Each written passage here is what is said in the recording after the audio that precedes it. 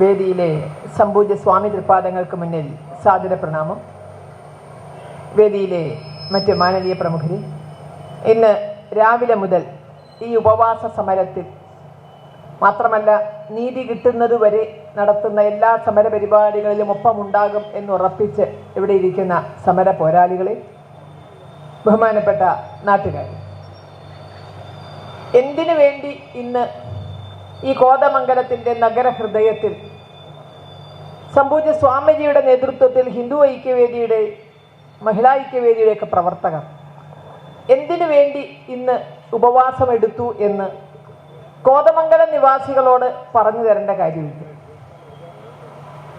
സോന എന്ന വാക്കിനർത്ഥം സ്വർണമെന്നാണ്. സ്വർണം പോലെ അമൂല്യമായി ഒരമ്മ വളർത്തിയെടുത്തൊരു മകളെ കുടിലതയാർന്ന മതമൗലികവാദത്തിന് മുന്നിൽ നഷ്ടപ്പെട്ട വേദന എന്താണ് എന്ന് ഇന്ന് ഈ നാട് തിരിച്ചറിഞ്ഞു കഴിഞ്ഞു. വെറുമൊരു ആത്മഹത്യയാക്കി അതിനെ എഴുതിത്തള്ളാനോ അതുമല്ലെങ്കിൽ അതിലേക്ക് ആ കുട്ടിയെ നയിച്ച പ്രതികളെ വെറുമൊരു പ്രേരണാ കുറ്റം ചുമത്തി ഒതുക്കാനോ ഒക്കെ ശ്രമിക്കുന്ന ഒരവസ്ഥയിലാണ്. ഇത് ഒറ്റപ്പെട്ടൊരു സംഭവമല്ല എന്ന തിരിച്ചറിവിൽ അന്തിമമായ സമര പോരാട്ടത്തിന് ഹിന്ദു ഐക്യവേദി തീരുമാനമെടുത്തു.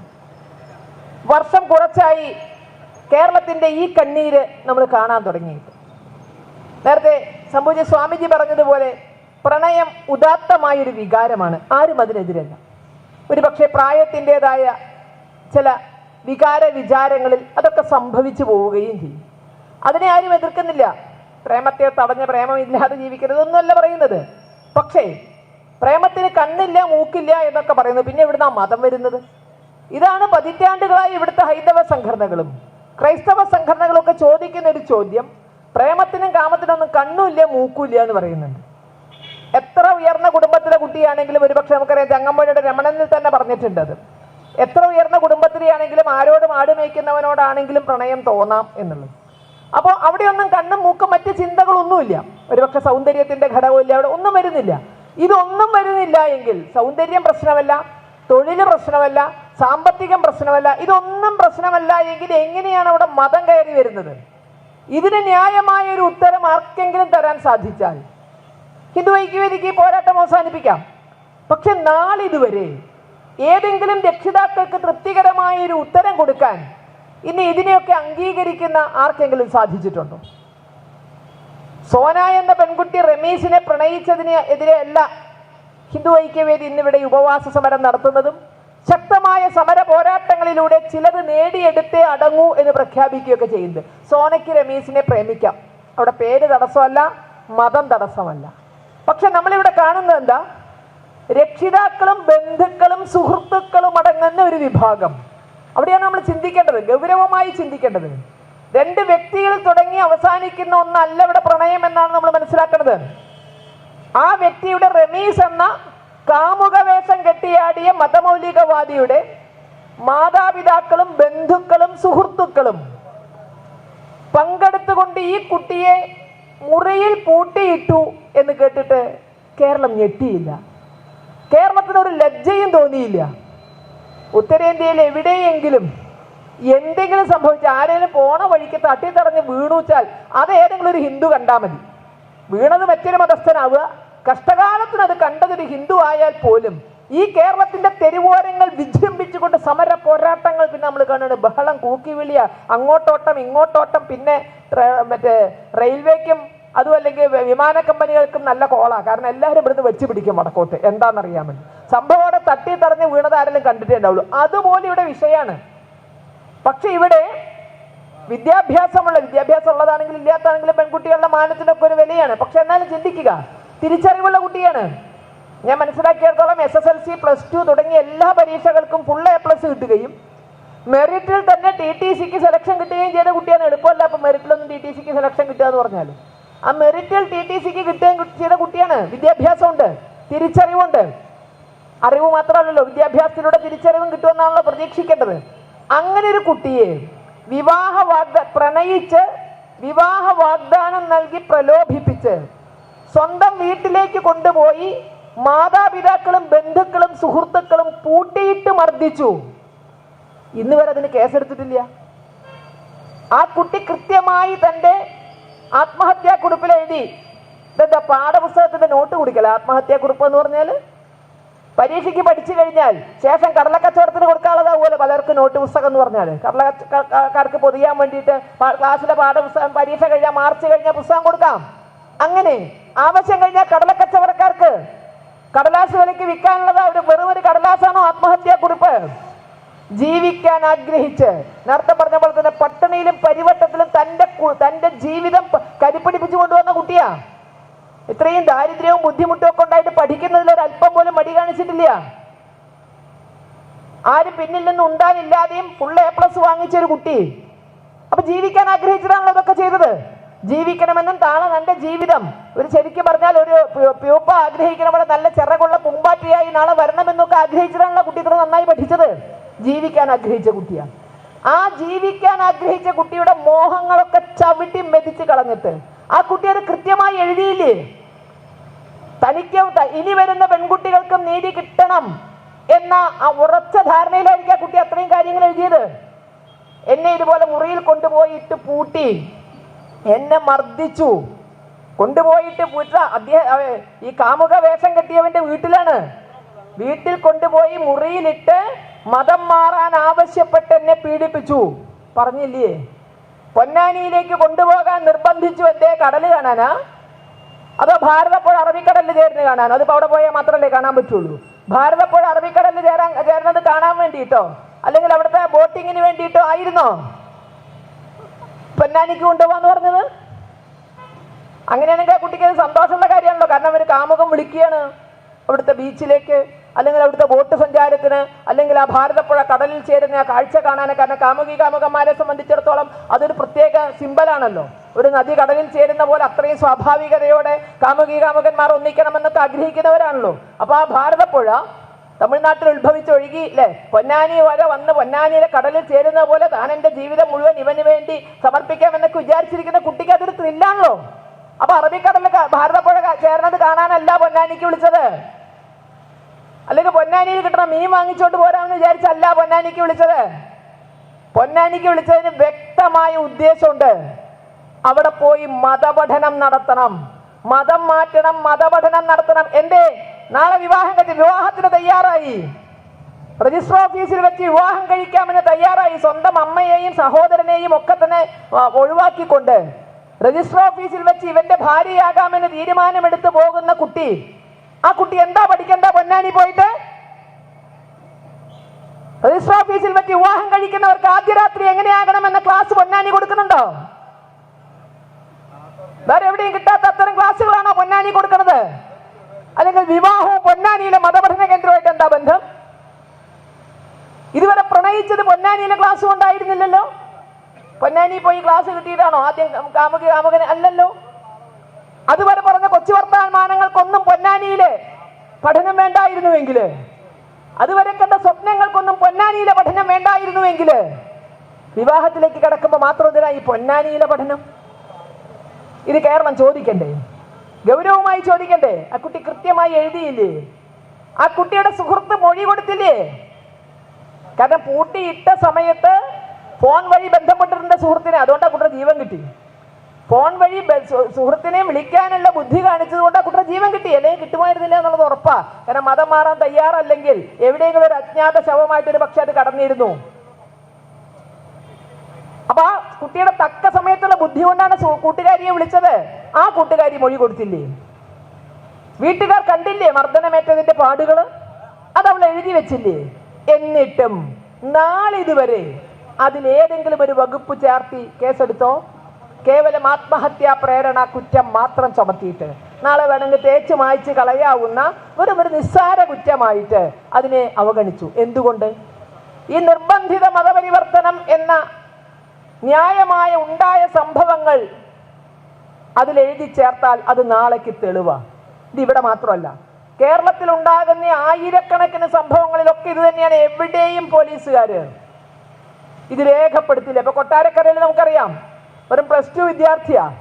ആ വിദ്യാർത്ഥിയാണ് മതം മാറ്റാൻ കൊണ്ടുപോകാൻ നിർബന്ധിച്ചത്. പ്രേമത്തിലൂടെ തന്നെ പ്രേമത്തിൽപ്പെടുത്തി മതം മാറ്റാൻ നിർബന്ധിച്ചു. മതം മാറിയാൽ ഉണ്ടാകുന്ന സ്വർഗം കിട്ടുന്നല്ല കേട്ടോ പറഞ്ഞത്. കാരണം പെൺകുട്ടിയൊക്കെ സ്വർഗം കിട്ടിയിട്ട് വലിയ കാര്യമൊന്നുമില്ലല്ലോ. കാരണം അവിടെ എന്നത് ഉണ്ടാകുന്നൊന്നും പറഞ്ഞിട്ടില്ല. പെൺകുട്ടികൾ സ്വർഗത്തിൽ പോയാൽ എന്താണെന്ന് അവർക്ക് നിശ്ചയില്ല, പോയവർക്ക് നിശ്ചയില്ല, ഇവിടുന്നുള്ളവർക്ക് പറഞ്ഞു കൊടുക്കാനും അറിയില്ല. അതുകൊണ്ട് ഒരു പക്ഷേ പെൺകുട്ടിയോട് നിനക്ക് സ്വർഗം കിട്ടുമെന്ന് പറയാൻ പറ്റില്ല. കാരണം ആ കുട്ടിക്ക് മദ്യപ്പുഴകളോ അല്ലെങ്കിൽ ആ കുട്ടിയെ പരിചരിക്കാൻ പിന്നെ സുന്ദരന്മാരായ മസലുള്ള ആളുകളോ ഉണ്ടോന്നൊന്നും പറഞ്ഞിട്ടില്ല. അതുകൊണ്ട് അത് പറഞ്ഞ് പ്രേരിപ്പിക്കാൻ പറ്റില്ല. അതുകൊണ്ട് പറഞ്ഞിരിക്കുന്നത് മതം മാറിയ കാശ് കിട്ടുന്നതാണ്. മതം മാറിയ ഇഷ്ടം പോലെ കാശ് കിട്ടും. എവിടുന്ന്?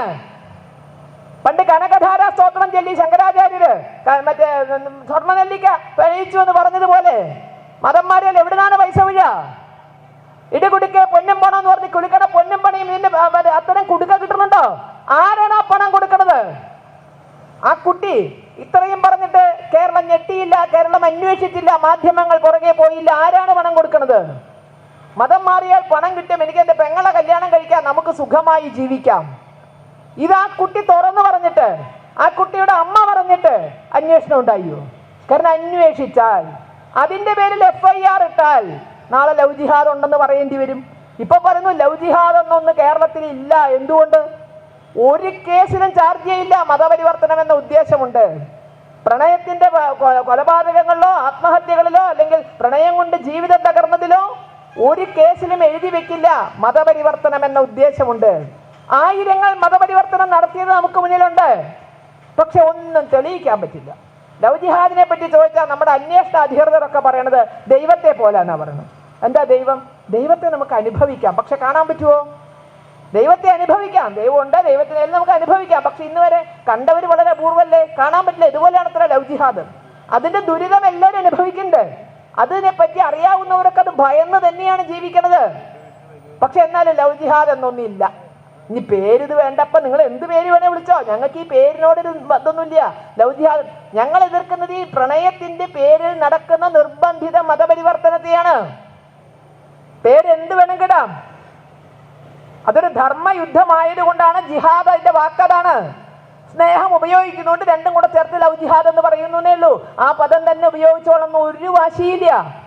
ജിഹാദ് ധർമ്മയുദ്ധമല്ല എന്ന് ആരും പറയില്ലല്ലോ. എന്തുകൊണ്ടാണ് ഒരു പക്ഷെ പയ്യന് പോലും മതം മാറണോ എന്ന് ഉറപ്പില്ല. അതിനേക്കാൾ നിർബന്ധം രക്ഷിതാക്കൾക്കായിരുന്നു. എന്തുകൊണ്ടാണ്? കേരളം നിർബന്ധിത മതപരിവർത്തനം, പ്രണയത്തോട് തീർന്ന മതപരിവർത്തനം അവസാനിപ്പിക്കണമെന്ന് പറയുമ്പോൾ അതിന്റെ പശ്ചാത്തലത്തെ പറ്റി കൂടി ചിന്തിക്കണം. എന്തുകൊണ്ടാണ് മാതാപിതാക്കൾ നിർബന്ധിച്ചത് ഈ പെൺകുട്ടി മതം മാറണമെന്നുള്ളത്?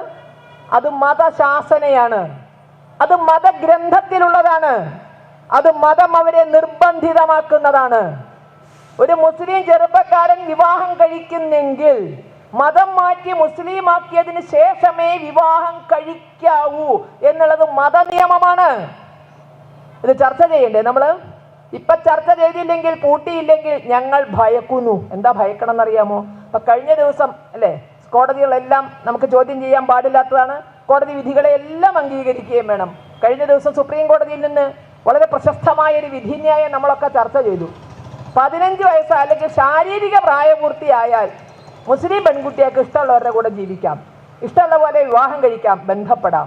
15 ശാരീരിക പ്രായപൂർത്തി മതി, അതായത് ഋതുമതി ആയാൽ മതി എന്നാണ്. ഋതുമതി ആയാൽ കുട്ടിക്ക് ഇഷ്ടമുള്ളവരോടൊപ്പം ലൈംഗിക ബന്ധത്തിൽ ഏർപ്പെടാം, താമസിക്കാം. പോക്സോ കേസ് ചാർജ് ചെയ്യണ്ട. കാരണം ഇത് പോക്സോ കേസ് അല്ലത്ര. കുട്ടിക്ക് ഇഷ്ടമുള്ളവരോടൊപ്പം ജീവിക്കാനുള്ള അവകാശം കുട്ടിക്കുണ്ട്. ദേശീയ ബാലാവകാശ കമ്മീഷന്റെ നിർദ്ദേശങ്ങളെ പോലും വെട്ടിക്കൊണ്ടാണ് ഇത്തരത്തിലൊരു തീരുമാനം വന്നിരിക്കുന്നത്. കാരണം അവരുടെ കുറ്റമല്ല. ഇവിടെ ഏകീകൃത സിവിൽ കോഡില്ല. സുപ്രീം കോടതിക്ക് നിലവിലുള്ള നിയമങ്ങളെ വ്യാഖ്യാനിക്കാനേ പറ്റുള്ളൂ. ഇവിടുത്തെ ഹിന്ദുവിനും മുസ്ലിമിനും ക്രിസ്ത്യാനിക്കും പാഴ്സിക്കും ജൂതനും സിഖുകാരനും ഒക്കെ അനുസരിക്കാൻ കഴിയുന്ന ഒരു നിയമം ഉണ്ടായിരുന്നെങ്കിൽ ഒരിക്കലും ഇങ്ങനെ വിധിക്കില്ല. ഇപ്പോൾ അവർക്ക് ശരീഅത്താണ്. വിവാഹവും വിവാഹാനന്തര ബന്ധങ്ങളും, വിവാഹമോചനം, വിവാഹമോചനം, സ്വത്തവകാശം, ദത്തവകാശം തുടങ്ങിയ കാര്യങ്ങളിൽ അവർക്ക് ഇപ്പോഴുള്ള നിയമം ശരീഅത്താണ്. ആ ശരീഅത്ത് പ്രകാരമാണ് കോടതി വിധിച്ചത്. ശാരീരിക പ്രായപൂർത്തി വന്നാൽ മതി, കുട്ടി ഋതുമതി ആയാൽ മതി. ഇനി അത് ടെസ്റ്റ് ചെയ്യാൻ വേറെന്താ വകുപ്പ് നിശ്ചയില്ല. കുട്ടി ഋതുമതി ആയാൽ മതി, കുട്ടിക്ക് ഇഷ്ടമുള്ളവരോടൊപ്പം ലൈംഗിക ബന്ധത്തിൽ ഏർപ്പെടാം, പോക്സോ കേസ് ചാർജ് ചെയ്യണ്ട എന്ന വിധി വന്നിടത്ത് ഞങ്ങൾ ഭയക്കുന്നു. കാരണം മതഗ്രന്ഥപ്രകാരം ഒരു മുസ്ലിം വിവാഹം കഴിക്കണമെങ്കിൽ മുസ്ലിം ആക്കിയേ ഇസ്ലാം ആക്കിയേ വിവാഹം കഴിക്കാവൂ എന്ന് മതഗ്രന്ഥം പറഞ്ഞിട്ടുണ്ട് എന്നതിൻ്റെ പേരിൽ നാളെ ഇത്തരത്തിൽ കല്യാണം കഴിക്കുന്ന എല്ലാവരെയും നിർബന്ധമായി മതം മാറ്റിക്കൊള്ളണം എന്നെങ്ങാൻ വിധി വരുമോ? കാരണം മതഗ്രന്ഥത്തിൽ അങ്ങനെയാ പറഞ്ഞത്. ഒരു മുസ്ലിമിന് മുസ്ലിം അല്ലാത്ത ഒരാളെ കല്യാണം കഴിക്കാൻ പാടില്ല, മുസ്ലിം ആക്കിയിട്ടേ കല്യാണം കഴിക്കാവൂ. അതാണ് അവർ വാശി പിടിച്ചത്. മതം മാറി തന്നെ വിവാഹം കഴിക്കണമെന്ന് വാശി പിടിച്ചത്. അത് ഈ ആയിരക്കണക്കിന് മതം മാറ്റങ്ങളിൽ കുടുംബത്തിന്റെയും സമൂഹത്തിന്റെയും പിന്തുണ കിട്ടുന്നു. ഏതൊക്കെ സംഘടനകളാ ലവ് ജിഹാദിൽ ഇടപെടണം എന്ന് ചോദിച്ചാൽ കുടുങ്ങി പോകും നമ്മൾ. കാരണം ലോകത്തിലെ എല്ലാ സംഘടനയുടെയും അറ്റവും മുറ്റം പടിയുണ്ട്. പക്ഷെ എല്ലാ സംഘടനകളെയും മാത്രമല്ല ഇവിടെ പറയേണ്ടത്. സംഘടനകൾ വിചാരിച്ചാൽ ഇവിടെ ഒന്നും നടക്കില്ല. ഇവിടെ പൊതുസമൂഹത്തിന്റെ മനസ്സ് മാറ്റാത്തിടത്തോളം കാലം ഇപ്പൊ ആ പൊതുസമൂഹത്തിന്റെ പിന്തുണയുണ്ട് ഇതിന്. തുറന്നു തന്നെ പറയട്ടെ, നമ്മൾ കണ്ണടച്ചോണ്ട് നമുക്കേ ഇരുട്ടാവുള്ളൂ, ലോകത്തിന് ഇരുട്ടാവില്ല. നമ്മൾ വിരല് വെച്ച് സൂര്യനെ മറച്ചാൽ നമുക്കേ സൂര്യനെ കാണാതിരിക്കുന്നുള്ളൂ. ഈ സൗരയൂഥത്തിന് മുഴുവൻ സൂര്യനെ കാണാം. ഞാൻ എൻ്റെ വിരല് വെച്ചാൽ എനിക്ക് മറയ്ക്കുമായിരിക്കാം ചിലപ്പോൾ. അതുകൊണ്ട് കണ്ണടച്ചിരുട്ടാക്കാനോ പഴമുറം കൊണ്ട് സൂര്യനെ മറയ്ക്കാനോ അങ്ങനെ പോയാൽ നമുക്ക് ഒരിക്കലും നീതിയും ന്യായത്തിലും പക്ഷത്ത് നിൽക്കാനോ സംസാരിക്കാനോ അങ്ങോട്ട് സമാജത്തെ നയിക്കാനോ സാധിക്കില്ല.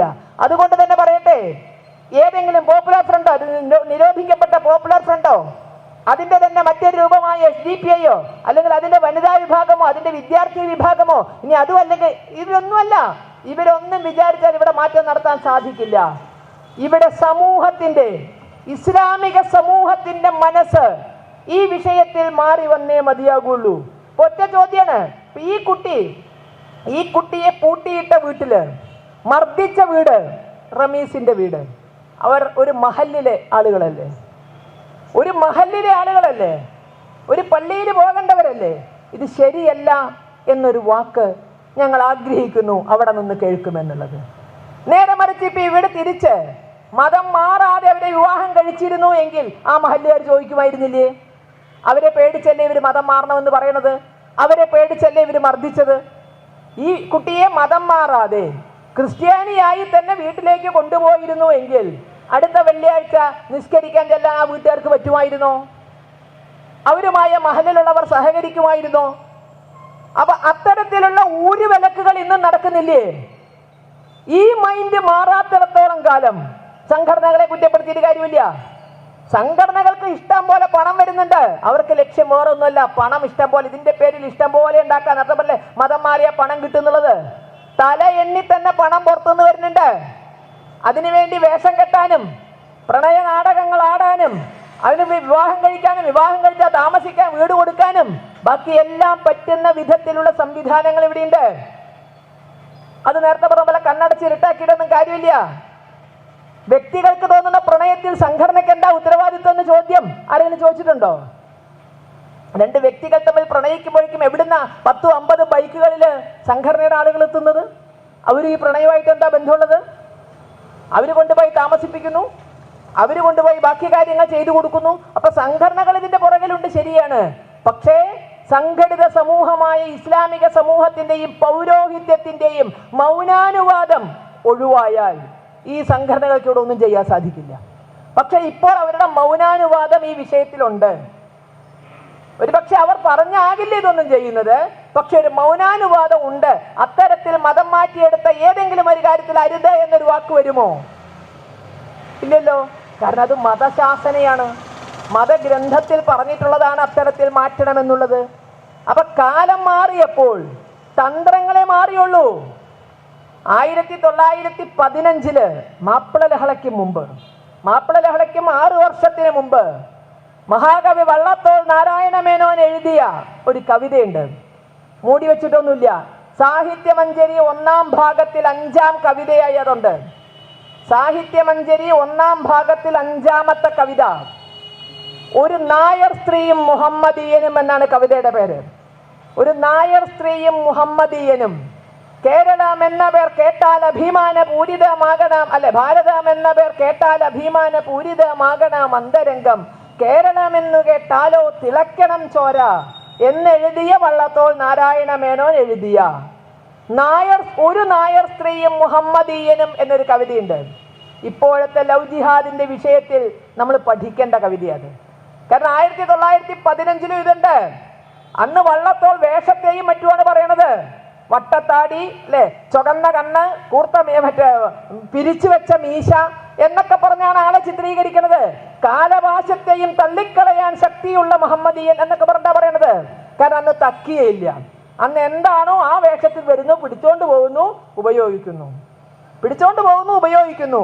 കാലം മാറിയപ്പോൾ തക്കിയയുടെ കാലം വന്നു. ചില അഭിനയങ്ങൾ, വേഷം മാറി, പ്രകൃതം മാറി, തന്ത്രം മാറി.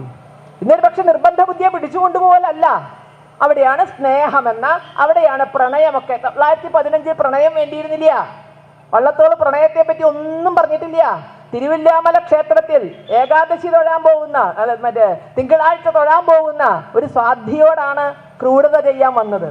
അതാണ് പിന്നീട് വയലാർ രാമവർമ്മ സിനിമയില് തിരുവില്ലാമലയിൽ പോയി നേദിച്ചു കൊണ്ടുവരും ഇളനീർ കുടമെന്നുടയ്ക്കും ഞാൻ എന്ന കവിതയ്ക്ക് പ്രേരണയായത് വള്ളത്തോളിന്റെ ഈ കവിതയാണ്. എന്നാൽ ആ സിനിമാ പാട്ടിന് വരെ പ്രേരണ ഈ കവിതയാണ്. തിരുവില്ലാമലയിൽ പോയി നേദിച്ചു കൊണ്ടുവരും ഇളനീർ കുടമെന്നുടയ്ക്ക്. തിരുവില്ലാമല ക്ഷേത്രത്തിലേക്ക് ദർശനത്തിന് പോകുന്ന, ഒറ്റയ്ക്ക് പോകുന്ന ഒരു സ്ത്രീയെ വഴിയിൽ കയറി ഉപദ്രവിക്കുന്ന ഒരു പുരുഷന്റെ കഥയാണത്.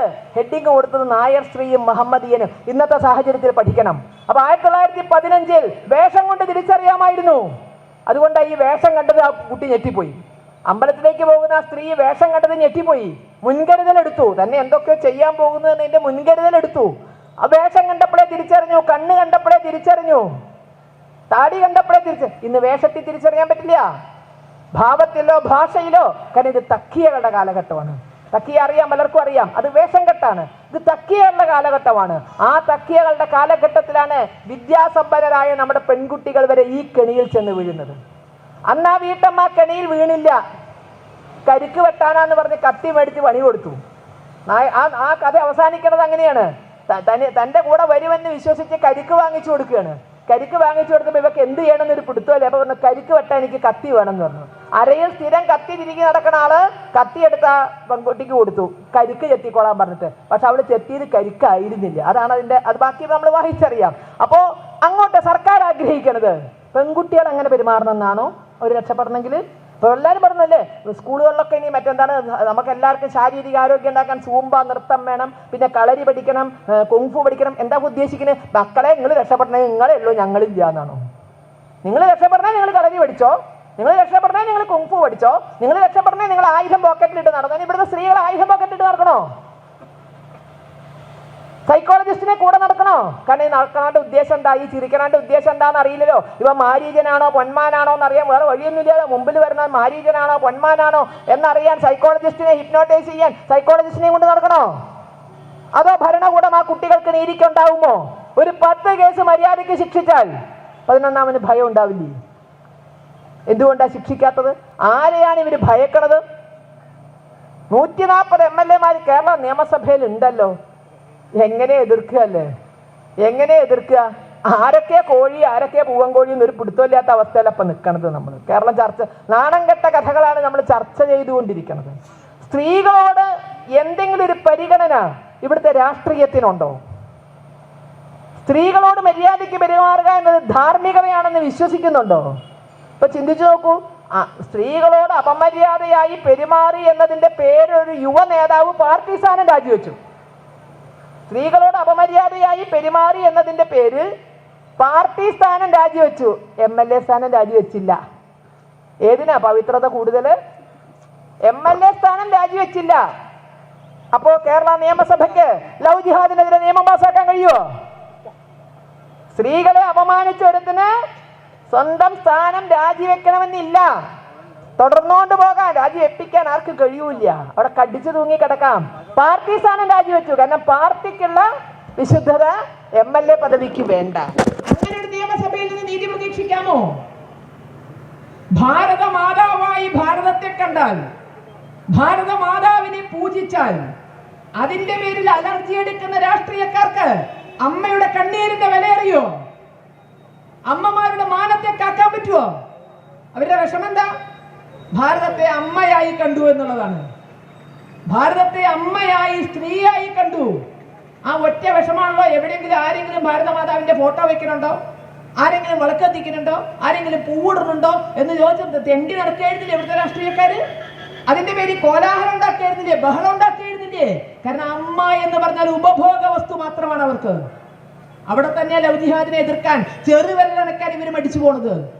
കാരണം സ്ത്രീ എന്ന് പറഞ്ഞാൽ സംരക്ഷിക്കപ്പെടേണ്ടവളല്ല. അവരെ സംബന്ധിച്ചിടത്തോളം അവർക്ക് ഇക്കിളിയിട്ട് വിടുന്ന വിധത്തിൽ സംസാരിക്കാനും അവർക്ക് സുഖിക്കാനുമുള്ള വെറും യന്ത്രങ്ങൾ, പേറ്റ് യന്ത്രങ്ങൾ.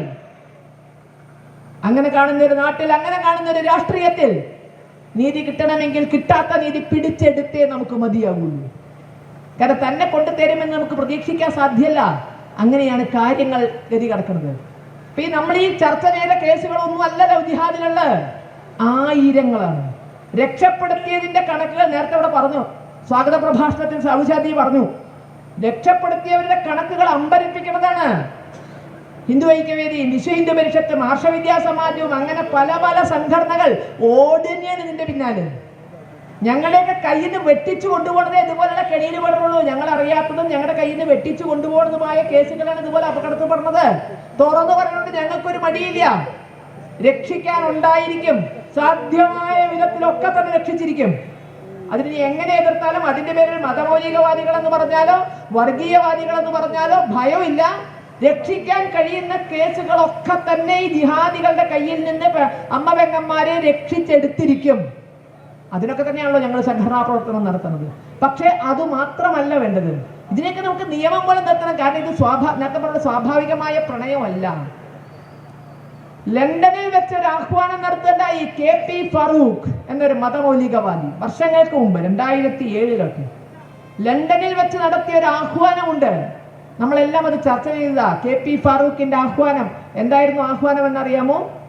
അമുസ്ലിങ്ങളുടെ ഗർഭപാത്രത്തിൽ മുജാഹിദീനുകളെ ജനിപ്പിക്കുക എന്നത് നമ്മുടെ മതപരമായ കർത്തവ്യമാണ്.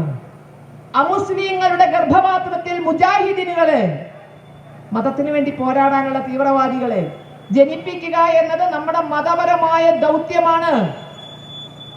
ഈ ആഹ്വാനം നമ്മൾ കേട്ടില്ലേ? ചർച്ച ചെയ്തോ? ഇതിനെതിരെ ചെറുവിരലടിക്കുകയോ? അമുസ്ലിങ്ങളുടെ ഗർഭപാത്രത്തിൽ മുജാഹിദീനുകളെ ജനിപ്പിക്കുക എന്നതാണ് ലവ് ജിഹാദിന്റെ ഉദ്ദേശമെങ്കിൽ കേരളം ചിന്തിക്കുക. അത്തരക്കാർക്ക് വാടകയ്ക്ക് കൊടുക്കാനുള്ള ഗർഭപാത്രമാണോ ഹിന്ദുക്കളുടെയും ക്രിസ്ത്യാനികളുടെയും ഒക്കെ ഗർഭപാത്രം? മുജാഹിദീനുകളെ ഉൽപ്പാദിപ്പിക്കാൻ കൊടുക്കാനുള്ള വാടക ഗർഭപാത്രമാണോ? സിറിയയിലേക്ക് ആടിനെ മേയ്ക്കാൻ പോയ കഥ നമ്മൾ പഠിച്ചു അല്ലെ? ഏറെ ചർച്ച ചെയ്തു. മറ്റേ തിരുവനന്തപുരത്ത് നിമിഷ ഫാത്തിമ അടക്കമുള്ളവര്. നിങ്ങൾ നോക്കിയോ, ആ സിറിയയിലേക്ക് പോയതിൽ ഒരു ഒറ്റ മുസ്ലിങ്ങളില്ല. സിറിയയിലേക്ക് പോയി എന്ന് നമ്മൾ ചർച്ച ചെയ്ത കേസിൽ ഒരൊറ്റ മുസ്ലിങ്ങളില്ല. എന്താ അങ്ങനെ പറയുന്നത്? അത് ഒന്നുകിൽ ഹിന്ദുവിൽ നിന്ന് മതം മാറിയത് അല്ലെങ്കിൽ ക്രിസ്ത്യാനിയിൽ നിന്ന് മതം മാറിയത്. ആ ആണും പെണ്ണും മുസ്ലിങ്ങളായാണ് പോയത്. പക്ഷെ അവരാരും മുസ്ലിമിന്റെ ഗർഭപാത്രത്തിൽ ജനിച്ചവരല്ല. അത് ആണാകട്ടെ പെണ്ണാകട്ടെ രണ്ടിനെയും മതം മാറ്റിയെടുത്തത്. അവർക്കൊന്നും പോകാനില്ല, നഷ്ടപ്പെടാനുള്ള ആ കുടുംബങ്ങളാണ് തകർന്നത്. നിമിഷയുടെ കണ്ണീര് വീഴുന്നത് അമ്മ ബിന്ദുവിന്റെ വീട്ടിലാ. ഒരു മുസ്ലിം സ്ത്രീ അതിന്റെ പേരിൽ കരയുന്നില്ല. അതേപോലെ തന്നെയാണ് നിമിഷയുടെ ഭർത്താവാണെങ്കിലും അത് മറ്റൊരു എല്ലാം കൺവേർട്ട് ചെയ്തെടുത്ത ഒന്നും അവർക്കൊരു മുസൽമാനെയും നഷ്ടപ്പെട്ടിട്ടില്ല. അപ്പൊ നാളെ ജിഹാദിന്, തീവ്രവാദ പ്രവർത്തനത്തിന്, ഭീകരവാദ പ്രവർത്തനത്തിന് വേണ്ടി കോപ്പ് കൂട്ടി എടുക്കുമ്പോൾ ആ കണ്ണീര് ഹിന്ദു കുടുംബത്തിലോ ക്രിസ്ത്യൻ കുടുംബത്തിലോ വീഴണമെന്ന വളരെ ആസൂത്രിതമായ ആലോചനയാണ് ഇതിന്റെ പുറകിലുള്ളത്. അവർക്കൊന്നും നഷ്ടപ്പെടാനില്ല. പോണതെല്ലാം ഹിന്ദു കുട്ടികളോ അല്ലെങ്കിൽ ക്രിസ്ത്യൻ കുട്ടികളോ. പറഞ്ഞു വരുമ്പോ പറയാം, ഞങ്ങളല്ല ബോംബ് പൊട്ടിച്ചത്. അയാൾ മറ്റേ അപ്പ ഹിന്ദു പേരേ വരുള്ളൂ. ബോംബ് പൊട്ടിക്കുമ്പോ ഹിന്ദു പേരെ പുറത്തു വരുള്ളൂ. കാരണം അയാൾ ഹിന്ദു പേരായിരിക്കുമല്ലോ, ജന്മം കൊണ്ട് ഹിന്ദു പേരായിരിക്കുമല്ലോ. അപ്പൊ ആ ഹിന്ദു പേരെ പുറത്തു വരുള്ളൂ, ഒരിക്കലും മറ്റേ പേര് പുറത്തു വരില്ല. ഈ ലാഭക്കച്ചവടം കണ്ടാണ് ലവ് ജിഹാദ് നടത്തുന്നത്. അല്ലാതെ ഇപ്പൊ ഈ ഹിന്ദു ക്രിസ്ത്യൻ കുട്ടികളെ മാത്രം പ്രണയം തോന്നാനുള്ള ഒരു അസുഖമൊന്നും ഇല്ലാലോ. ഇവര് മാത്രമാണ് ഭൂലോക സുന്ദരികൾ അല്ലല്ലോ. അതൊരു ചതിയാണ്. ആ ചതിക്ക് നമ്മുടെ അമ്മ പെങ്ങന്മാരെ വിട്ടുകൊടുക്കാൻ പറ്റില്ല. അതുകൊണ്ട് അത് നിയമം മൂലം നിരോധിക്കണം. ലവ് ജിഹാദ് നിരോധിക്കണം എന്നല്ല, നിർബന്ധിത മതപരിവർത്തനം, വിവാഹത്തിന് വേണ്ടിയുള്ള മതപരിവർത്തനം, പ്രണയം നടിച്ചുള്ള ചൂഷണം, അതിലൂടെ അവരെ മയക്കുമരുന്നിലേക്ക്, ലൈംഗിക കച്ചവടത്തിലേക്ക് ഒക്കെ നയിച്ചു കൊണ്ടുപോകുന്നു. മയക്കുമരുന്ന് കേസുകൾ പിടിക്കുമ്പോൾ നോക്കൂ, ഒരു സ്ത്രീ സാന്നിധ്യം ഉണ്ടാവും അതിനകത്ത്. ആ സ്ത്രീ ഒന്നുകിൽ ഹിന്ദുവാകും അല്ലെങ്കിൽ ക്രിസ്ത്യനാകും. അതെന്തേ അങ്ങനെ വരെ? വലിയ മയക്കുമരുന്ന് പാർട്ടികളൊക്കെ പിടിക്കുമ്പോൾ അതിനകത്ത് ഒരു സ്ത്രീ സാന്നിധ്യം നിർബന്ധമായി ഉണ്ടാകും. ഒന്നുകിൽ ഹിന്ദു അല്ലെങ്കിൽ ക്രിസ്ത്യൻ. ആ തരത്തിൽ കെണിയിൽപ്പെടുത്താൻ തന്നെയാ കൊണ്ടുപോണത്. മയക്കുമരുന്ന് വിൽക്കാനായി മക്കളെ പറ്റിയിട്ടതാ നമ്മള്. ബോംബ് പൊട്ടിക്കാനോ മയക്കുമരുന്ന് പൊട്ടിക്കാനോ ഇവരുടെ ഇരയാക്കി മാറ്റാൻ പറ്റില്ല. അതുകൊണ്ട് തന്നെ നിർബന്ധിത വിവാഹത്തോടനുബന്ധിച്ചുള്ള നിർബന്ധിത മതപരിവർത്തനവും ഈ പ്രണയക്കെണിയും നിയമം കൊണ്ട് തന്നെ പൂട്ടണം. ജനങ്ങളുടെ കൈക്കരുത്ത് കൊണ്ടാണ് പൂട്ടേണ്ടത് എന്നാണ് ഭരണകൂടം പറയുന്നതെങ്കിൽ അപ്പൊ ഞങ്ങൾക്ക് ഞങ്ങൾക്ക് ചിന്തിക്കേണ്ടി വരും. ഇപ്പൊ ഞങ്ങൾ ഭരണകൂടത്തിന് മുന്നിൽ ജനാധിപത്യപരമായ അവകാശങ്ങൾക്ക് വേണ്ടി ചോദിക്കാതെ നിങ്ങളെ കൊണ്ട് നിർത്താൻ പറ്റുമോ? ഞങ്ങളെ കൊണ്ട് പറ്റായിട്ടല്ല കേട്ടോ, ഇത് നിങ്ങളെ കൊണ്ട് നിർത്താൻ പറ്റുമോ? പന്തിപ്പോ നിങ്ങളുടെ കോർട്ടിലാ. പന്ത് നിങ്ങൾ കേരളത്തിലെ ജനപ്രാതിനിധ്യമുള്ള രാഷ്ട്രീയക്കാരുടെ കോർട്ടിലേക്ക് തള്ളിയിട്ടുണ്ടോ? നിങ്ങളെ കൊണ്ട്. കേരള നിയമസഭയാണല്ലോ നിയമം ഉണ്ടാക്കേണ്ടത്. ആമസോൺകാരന് തീപിടിച്ച അവരെ മൂട്ടിൽ ചൂട് വരുന്നവർ അവിടെ ഉള്ളവര്. അപ്പൊ ഈ വീട്ടിലെ കണ്ണീരൊക്കെ ഇവര് കാണണ്ടേ? അപ്പൊ ഇതിനെതിരെ നിങ്ങൾക്ക് നിയമം ഉണ്ടാക്കാൻ കഴിയുമോ? നിയമം ഉണ്ടാക്കാലോ, അതിനെന്താ ബുദ്ധിമുട്ട്? ഇപ്പൊ നമുക്കറിയാം, ഒരു ആത്മഹത്യ, ഒരു വിവാഹം കഴിഞ്ഞൊരു കുട്ടി ആത്മഹത്യ ചെയ്താൽ ഇത്ര കൊല്ലത്തിനുള്ളിലാണ് എങ്കിൽ, സ്വാഭാവിക മരണമാണെങ്കിൽ പോലും അതിന് കാര്യമായി അന്വേഷിക്കില്ലേ? ആത്മഹത്യയാണെങ്കിൽ തഹസിൽദാരൊക്കെ വരണ്ടേ? അതിന് പ്രത്യേകമായ ഇൻക്വസ്റ്റ് ഒക്കെ നടത്തണമെങ്കിൽ അതിന്റെ അങ്ങനെ. കാരണം അത് ഈ വിവാഹവുമായി ബന്ധപ്പെട്ട എന്തെങ്കിലും കാരണം കൊണ്ടാകാം മരിച്ചത്, മരണത്തിലേക്ക് തള്ളിയിട്ടതാകാം എന്ന സംശയമുള്ളത് കൊണ്ടാണല്ലോ അങ്ങനെ നിയമനിർമ്മാണം ഉണ്ടാക്കിയത്. അതേപോലെ ഇവിടെയും വേണ്ടേ? വിവാഹത്തോടനുബന്ധിച്ച് ഒരു നിശ്ചിത വർഷമെങ്കിലും നിർബന്ധമായും മതപരിവർത്തനം അനുവദിക്കില്ല എന്ന് പറയണ്ടേ? എന്താ പെൺകുട്ടികളോ അടിമകളോ? എവിടെ ഇവിടുത്തെ മറ്റേ ഫെമിനിസ്റ്റ് ഓർഗനൈസേഷനുകളൊക്കെ പുരുഷ വിദ്വേഷം പറയുന്ന, അടുക്കള ഉമ്മർത്ത് കൊണ്ടു വെക്കണം എന്നൊക്കെ പറയുന്നവരല്ലേ? അടുക്കളയാണ് അത്ര പെണ്ണിന്റെ ശാപം, അതുകൊണ്ട് അടുക്കള എടുത്ത് ഉമ്മർത്ത് വെക്കണം, ഉമ്മറം കൊണ്ടുപോയി അടുക്കളയെ കൊണ്ടുവയ്ക്കണം എന്നൊക്കെ പറയുന്ന ഫെമിനിസ്റ്റ് ഓർഗനൈസേഷനുകൾ ധാരാളമുള്ള കാലമാണ്. ചാക്ക് കെട്ടി നടന്നവരുണ്ട് ഫെമിനിസ്റ്റ് ആണെന്ന് കാണിക്കാൻ വേണ്ടിയിട്ട്. ഇവരൊക്കെ എവിടെ പോയി? ഇവർക്കൊന്നും അഭിപ്രായമില്ലേ? ആരെങ്കിലും ഞാൻ നിന്നെ പ്രേമിക്കുന്നു മാൻകിടാവേ എന്ന് പറഞ്ഞാൽ അതിനൊന്ന് കാതോർത്തു പോയാൽ സ്വന്തം പേര് പണയം വെക്കേണ്ടി വരുന്ന പെൺകുട്ടികളെ പറ്റി പറയാൻ ഫെമിനിസ്റ്റ് ഓർഗനൈസേഷനുകളുണ്ടോ? സ്വന്തം വേഷം മാറേണ്ടി വരുന്ന പെൺകിടാങ്ങളെ പറ്റി പറയാൻ ഫെമിനിസ്റ്റ് ഓർഗനൈസേഷനുകളുണ്ടോ? സ്വന്തം മാതാപിതാക്കളെ തള്ളിപ്പറയേണ്ടി വരുന്ന പെൺകുട്ടികളെ പറ്റി പറയാൻ ഇവരുണ്ടോ? പേര് മാറണം, വേഷം മാറണം, ആചാരം മാറണം, അനുഷ്ഠാനം മാറണം, രക്ഷിതാക്കളെ മാറ്റണം. ഇത് പെണ്ണിന് ഈ ഗതികെട്ട അവസ്ഥ ഇവിടുത്തെ പെൺകുട്ടികൾക്ക് ഉണ്ടായിട്ട് നമ്മൾ പറയുക നമ്മൾ പ്രബുദ്ധരാണെന്ന്, വിദ്യാസമ്പന്നരാണ്, പ്രബുദ്ധരാണ്, കുന്തമാണ്, കൊടച്ചക്രമാണ്. ഇതിനൊക്കെ എന്തെങ്കിലും അർത്ഥം ഉണ്ടെങ്കിൽ നമ്മുടെ പെൺകുട്ടികളെ നിയമം കൊണ്ട് സഹായിക്കണ്ടേ? നമുക്ക് അവരെ കെണിയിൽ നിന്ന് രക്ഷപ്പെടുത്തണ്ടേ? കെണിയിലേക്ക് എറിഞ്ഞു കൊടുക്കുകയാണോ? അടുത്തേരെ ആരുടെ വീട്ടിലും ആകാം, ആരും ഇതിൽ നിന്ന് രക്ഷപ്പെട്ടു പോകുമൊന്നുമില്ല. പിന്നെ ഒരു സമാധാനമുള്ളത് കോൺഗ്രസ്സുകാരൻ്റെയും കമ്മ്യൂണിസ്റ്റുകാരൻ്റെയും വീട്ടിൽ വന്നാൽ അവന്റെ ഡയറിയിൽ RSSകാരുടെ നമ്പർ ഉണ്ടാവും. RSSകാരുടെ ഹിന്ദു ഐക്യവേദിക്കാരുടെ നമ്പർ അവൻ എഴുതി വെച്ചിട്ടുണ്ടാവും. വേറെ ഒന്നിനുള്ളത് എൻ്റെ പെങ്ങളെ കൊണ്ടുപോകണം, എൻ്റെ മകളെ കൊണ്ടുപോകണം, ഒന്ന് രക്ഷിച്ചു കൊണ്ട് തരണേന്ന് പറയാൻ വേണ്ടി രഹസ്യമായി വിളിക്കാൻ നമ്പർ ഡയറിയിൽ ഉണ്ടാവും. ആ ധൈര്യത്തിലാണ് ഇരിക്കണത്. അല്ലാതെ DYFIക്കാരൻ നമ്പർ എഴുതി വെച്ചോളാൻ പറഞ്ഞിരുന്നു പണ്ട്, അല്ലേ? ആ എഴുതിയപ്പോ അല്ല ഇത്, അവൻ രഹസ്യമായി എഴുതി വെച്ചിട്ടുണ്ട്. കാരണം അവനറിയാം അവിടേക്കേ വിളിക്കാൻ പറ്റുള്ളൂ. അത്തരം ധാരാളം വിളികൾ കേൾക്കുന്നവരാ ഞങ്ങൾ. ഞങ്ങളുടെയൊക്കെ കാതിൽ അതൊക്കെ കിടക്കുന്നുണ്ട്. പ്രതിപക്ഷ ബഹുമാനം കൊണ്ട് ഞങ്ങളൊന്നും പറയുന്നില്ല എന്ന് മാത്രമേ ഉള്ളൂ. അത് എപ്പോഴും ഒരു ഇളതരമായി കരുതരുത്. ഇവരൊക്കെ ഉണ്ടെന്ന് രക്ഷപ്പെടുത്തണം. അതുകൊണ്ട് ഞങ്ങൾ ഇങ്ങനെ പുറത്ത് മതേതരന്മാരായി നടന്നോളാം എന്നുള്ളതാണ് ഇപ്പൊ അവരുടെ നില. അതുകൊണ്ട് നമ്മുടെ പെൺകുട്ടികൾ ആരുടെയും ഇരയല്ല എന്ന് നമുക്ക് നിയമം മൂലം ഉറപ്പിക്കണം. ഇനിയും കളയാൻ മക്കളില്ല. അതുകൊണ്ടാണ് മക്കൾ മാത്രമല്ല വീട്ടമ്മമാരെ വരെ ഈ കെണിയിൽപ്പെടുത്തുന്നു. പെൺമക്കളെയും വീട്ടമ്മമാരെയും ഈ കെണിയിൽപ്പെടുത്തി കുടുംബം തകർക്കുക. ഭാരതത്തിന്റെ ശക്തി കുടുംബങ്ങളിലാണ്. ആ കുടുംബം തകർക്കുക എന്ന ദുരുദ്ദേശം ഇതിന്റെ പിന്നിലുണ്ട്. കേവലം ആളെ കൂട്ടൽ മാത്രമല്ല. ഇങ്ങനെ പ്രണയിച്ചൊക്കെ കൂട്ടിയോണ്ട് ഒരുപാട് ആളെ കൂടില്ല. ആളെ കൂട്ടാനല്ല പ്രണയക്കെണിയിൽപ്പെടുത്തുന്നത്, ആളെ കൂട്ടാനല്ല. ഒന്നവർക്ക് ഭീകരവാദത്തിന് അവരുടേതല്ലാത്ത മക്കളെ ഉണ്ടാക്കണം. മറ്റൊന്ന് ഈ പറഞ്ഞ പോലെ തന്നെ കുടുംബങ്ങൾ, ഹിന്ദു കുടുംബങ്ങൾ കരയണം, ഹിന്ദു കുടുംബങ്ങൾ തകർക്കപ്പെടണം. പെൺകുട്ടികളുടെ വിദ്യാഭ്യാസത്തെ അവർ ഭയക്കുന്നു. ഒരു പെൺകുട്ടി വേദിയിൽ വന്നിട്ട് സമ്മാനം വാങ്ങിച്ചതിന് പുലിവാലുണ്ടായത് നമ്മൾ കണ്ടതല്ലേ? പഠിച്ച് ഫസ്റ്റ് വാങ്ങിയിട്ട് വേദിയിൽ വന്നിട്ട് സമ്മാനം മേടിച്ചതിന് വരെ പുലഭ്യം പറയുന്ന പുരോഹിതന്മാരുള്ള നാട്ടിൽ പെൺകുട്ടികളുടെ വിദ്യാഭ്യാസത്തെ അവർ ഭയക്കുന്നു. ഇപ്പൊ വേണ്ടി വരുന്നത് ഹിന്ദുക്കളും ക്രിസ്ത്യാനികളും പഠിക്കണോണ്ട് ഇവരെയും പഠിപ്പിക്കാൻ പറ്റില്ല. അപ്പൊ നാളെ ഭയന്നിട്ട് കലാലയങ്ങളിൽ പറഞ്ഞയച്ചാൽ പെൺകുട്ടികളെ ഇതേപോലെ ആരെങ്കിലും കൊത്തിക്കൊണ്ടുപോകുമെന്ന് ഭയന്ന് പഠിപ്പിക്കാതെ വീട്ടിലിരുത്തണമെന്ന് അവർ ആഗ്രഹിക്കുന്നു. പണ്ടെന്ന് പറഞ്ഞാൽ അടച്ച് വീട്ടിലിരുന്ന് പ്രസവിക്കാനുള്ള യന്ത്രമാണെന്ന അവസ്ഥയിലേക്ക് മാറണം മധ്യകാല ഇന്ത്യയെ പോലെ. സുൽത്താന്മാരുടെയും മുഗളന്മാരുടെയും ചവിട്ടും തൊഴിയും കെട്ട് ഇന്ത്യക്കുണ്ടായ മാറ്റമാണത്. വേദമന്ത്രങ്ങൾ വരെ സാക്ഷാത്കരിച്ച സ്ത്രീരത്നങ്ങളുണ്ട്. പൂർവകാല ഭാരതത്തിന്റെ ചരിത്രം പരിശോധിച്ചാൽ പൗരാണിക ഭാരതത്തില് സ്ത്രീകൾ വിദുഷികളായിരുന്നു. അവരൊന്നിനും പിന്നിലായിരുന്നില്ല.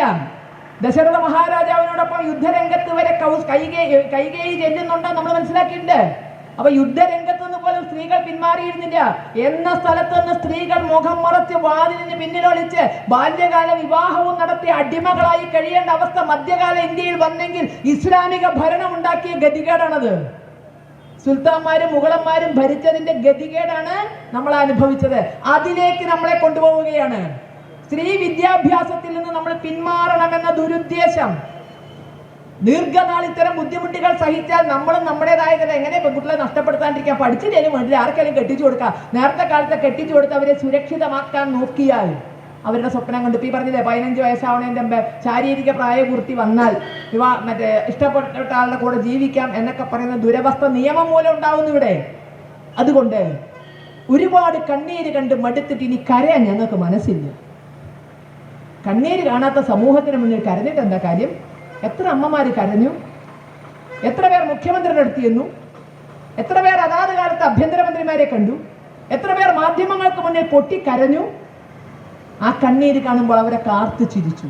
അതുകൊണ്ട് കണ്ണീരിന് വില വെക്കാത്ത സമൂഹത്തിന് മുന്നിൽ ഇനി കരയാൻ ഞങ്ങളില്ല. അതുകൊണ്ട് തന്നെ ഞങ്ങൾക്കറിയാം സോനയുടെ അനുഭവം അവസാനത്തെയൊന്നുമല്ല. സോനയ്ക്ക് സ്വന്തം ജീവിതം അവസാനിപ്പിച്ച് രക്ഷപ്പെട്ടു. മരിക്കാൻ ഭയമുള്ളവരുണ്ടാവില്ല. സോന ജീവിതം അവസാനിപ്പിച്ച് രക്ഷപ്പെട്ടു. മരിക്കാൻ ഭയമുള്ളവർ മരിച്ചു ജീവിക്കുന്നുണ്ടാകും ഇവരുടെ അടിമകളായിട്ട്. അങ്ങനെ ഒരു ഗതികെട്ട അവസ്ഥ ഇനി ഉണ്ടാകാതിരിക്കാൻ നിയമം മൂലം ഇത് നിരോധിക്കണമെന്നാവശ്യപ്പെട്ട് ശക്തമായ പ്രതിഷേധ പ്രക്ഷോഭങ്ങളുമായിട്ട് ഹിന്ദു ഐക്യവേദി മുന്നോട്ട് വരികയാണ്. കേവലം ഒരു സമരത്തിൽ തുടങ്ങി ഇവിടെ അവസാനിപ്പിക്കാനുള്ളതല്ല. കേരളം മുഴുവൻ എടുത്തുകൊണ്ട് തന്നെ അതിശക്തമായ പ്രക്ഷോഭ പരിപാടികളിലേക്ക് പോവുകയാണ്. കണ്ടില്ല എന്ന് നടിക്കാൻ ഇവിടുത്തെ രാഷ്ട്രീയക്കാർക്ക് പറ്റില്ല. ഇനിയും നിങ്ങൾ കണ്ടില്ല എന്ന് നടിച്ചാൽ നിങ്ങളുടെ കഷ്ടകാലം എന്നേ പറയാനുള്ളൂ. ഇനിയും കണ്ടില്ല എന്ന് നടിച്ചാൽ അത് നിങ്ങളുടെ കഷ്ടകാലം എന്നേ പറയാനുള്ളൂ. കാരണം പിന്നെ നേരത്തെ പറഞ്ഞ പോലെ നായർ സ്ത്രീയും മുഹമ്മദീയനും എന്ന കവിതയില് വള്ളത്തോട് ആ പെൺകുട്ടിയെ കൊണ്ട് ചെയ്യിച്ച രക്ഷപ്പെടലുണ്ടല്ലോ, അങ്ങനെ ഒരു അവസ്ഥയിലേക്കൊക്കെ ആരും നീങ്ങാതിരിക്കാൻ നിയമം ഉണ്ടാക്കാനും നടപ്പിലാക്കാനും അധികാരമുള്ളവർ കാലത്തിന്റെ ചുവരെഴുത്തുകൾ വായിക്കണം. നിയമം ഉണ്ടാക്കാനും നടപ്പിലാക്കാനും അധികാരം ജനപ്രാതിനിധ്യ നിയമപ്രകാരം നിങ്ങൾക്കാകാം. പക്ഷേ നിങ്ങളെ നിയന്ത്രിക്കുന്നവർ ഞങ്ങളാണ്, ജനങ്ങളാണ്. നിയമം ഉണ്ടാക്കുന്നവരെ നിയന്ത്രിക്കുന്നവർ നിങ്ങളെ വോട്ട് ചെയ്ത് ജയിപ്പിക്കുന്ന ഞങ്ങളാണ്. ഞങ്ങൾ നിയമം കയ്യിലെടുത്താൽ അതാർക്കും അത്ര ഭൂഷണമാകില്ല എന്ന് മാത്രം പറഞ്ഞുകൊണ്ട് സോനയുടെ കുടുംബത്തിന്റെ കണ്ണീര് കേരളത്തിന് കാണാനും ഇനിയും റമീസുമാരും കുടുംബവും ബന്ധുക്കളും മാതാപിതാക്കളും ഒക്കെ അടങ്ങുന്ന ആ ഗതികെട്ട അവസ്ഥയിലേക്ക് ഇനിയും കൂടുതൽ ഞങ്ങളുടെ സ്വർണം ചെല്ലരുത്. ഒരു സ്വർണമാണ് ഇപ്പോൾ ഇവിടെ പോയത്, സോന അല്ലേ? ഞങ്ങളുടെ സ്വർണത്തെ, ഞങ്ങളുടെ വൈഡൂര്യത്തെ ഇനിയും കൊണ്ടുപോയി നശിപ്പിക്കരുത്. ഇത് അപേക്ഷയല്ല, ഇതിവിടുത്തെ പൊതുസമൂഹത്തിന്റെ ആജ്ഞയായി കണ്ടാൽ നല്ലത്. ഇവിടുത്തെ ആഭ്യന്തര വകുപ്പിനോടൊന്ന് പറയാനുണ്ട്, ആ കുട്ടിയുടെ സൂയിസൈഡ് നോട്ടിന് അർത്ഥമുണ്ടാകണം. നിങ്ങൾ മാതാപിതാക്കളെയോ ബന്ധുവിനെയോ അല്ലെങ്കിൽ സുഹൃത്തിനെയോ അറസ്റ്റ് ചെയ്ത് നാടകം കാണിച്ച പോരാ. നിർബന്ധിത മതപരിവർത്തനവും ആ കുട്ടിയെ പൂട്ടിയിട്ട് മർദ്ദിച്ചതുമായ കാര്യങ്ങൾ അതിന്റെ വകുപ്പുകൾ ചേർത്തുകൊണ്ടായിരിക്കണം കേസെടുക്കേണ്ടത്.